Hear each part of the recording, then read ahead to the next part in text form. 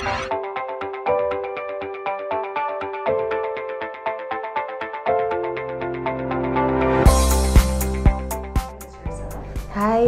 I'm Shelly and the banker.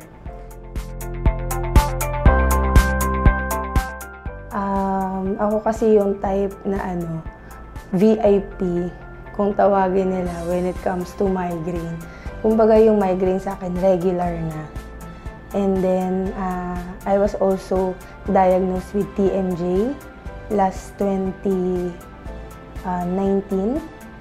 Maybe because I had also an accident, car accident previously. That's why I had dislocation dito sa portion na to, sa jawline.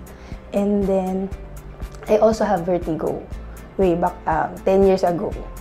So, those are the usual naman.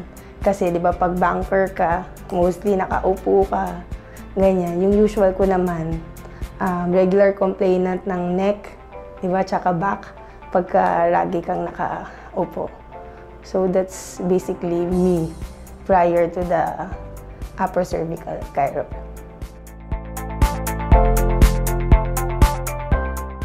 Yung very first, although naka-view na rin ako di ba, ng mga videos.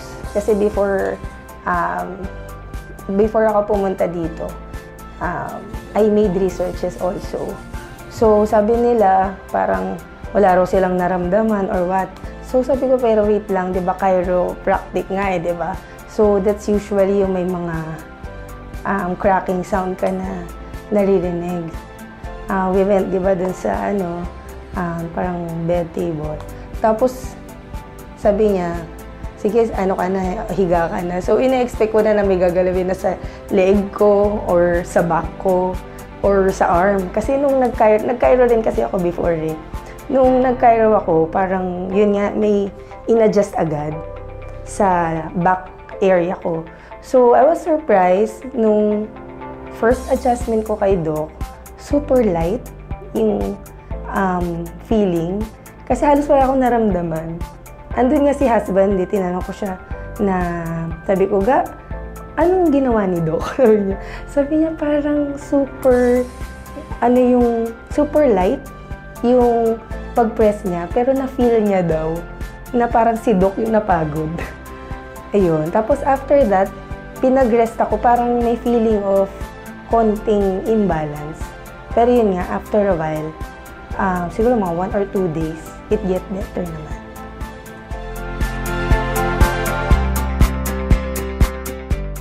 I cannot say na totally I'm free from migraine, from yung episodes of vertigo, pero not as frequent na as yung usual ko.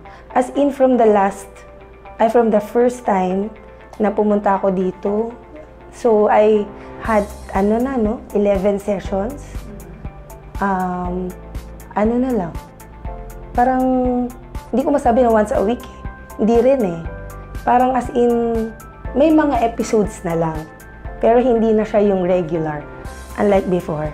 Maybe because yung nerves ko, di ba, transmitting well na alam niya na kunyari, medyo nahilo ba ako or something. O Shelly, slow down. Di ba? Tsaka yun, napansin ng mother-in-law ko, not me pa nga Sabi niya na, when I get home, usually, sleepy na ako, higa na ako. Now, I have more energy.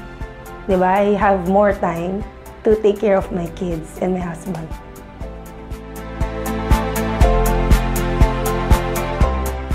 Yeah, definitely.